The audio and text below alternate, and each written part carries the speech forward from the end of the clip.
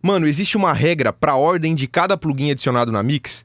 Tipo, principalmente na voz principal? Regra não existe, mas tem uma lógica que eu uso pra mixar. Eu sempre começo pelo que é mais importante primeiro e depois eu vou pro que é secundário, detalhes e tudo mais. É a forma que eu tenho pra não me perder. Um exemplo aqui, na voz. Tô sem tempo pra perder meu tempo com esses sentimentos que só querem me parar. Ando sem tempo pra perder meu tempo com esses invejosos. Tem bastante coisa na voz, é uma voz pop, mas cara, pra mim tem uma lógica ali pra eu chegar no som. O som essencial da voz tá nesses primeiros plugins aqui, que é onde eu moldei o timbre dela mesmo. Depois, foi lapidando detalhes para encaixar ela na música, no contexto da música. Então, isso já muda bastante, porque você tem que entender isso na hora de fazer os processamentos. Não é simplesmente colocar um monte de plugin e achar que tá fazendo uma sonzeira, que às vezes não tá estragando o som, né?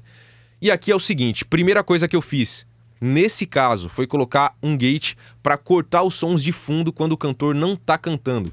Então isso já me ajuda a limpar a voz. E como nesse estilo eu comprimi bastante a voz, isso aqui é bem importante, para essa sujeira do fundo não vir para frente. Depois do gate, usei o Top Line Vocal Switch para moldar o som e trazer uma característica que eu queria. Com duas coisas. Primeiro, esse som de autotune que tem aqui, que é uma característica de voz de pop, trap e tal. E depois esse color, esse analog aqui, né? Que vai dar uma coloração, ele vai encorpar um pouco a voz e dar uma característica interessante com um pouquinho de saturação. Depois, usei um equalizador, que geralmente eu uso antes da compressão. Então eu já moldo o som como eu quero na equalização, já limpo e tal, faço os cortes e depois eu vou comprimir. Eu usei aqui 2 compressores, tá? Primeiro, um LA2A da Universal Audio, que funciona muito bem, um compressor mais lento e que para voz soa muito natural. E depois, o compressor mais rápido. Ele é mais agressivo, mas é o que eu queria nessa voz aqui. Depois usei o de-esser, que é um compressor só de agudo, né? Que é um clássico na voz, que é justamente para controlar o som de S, CH, X, esse som muito agudo e estridente, ele vai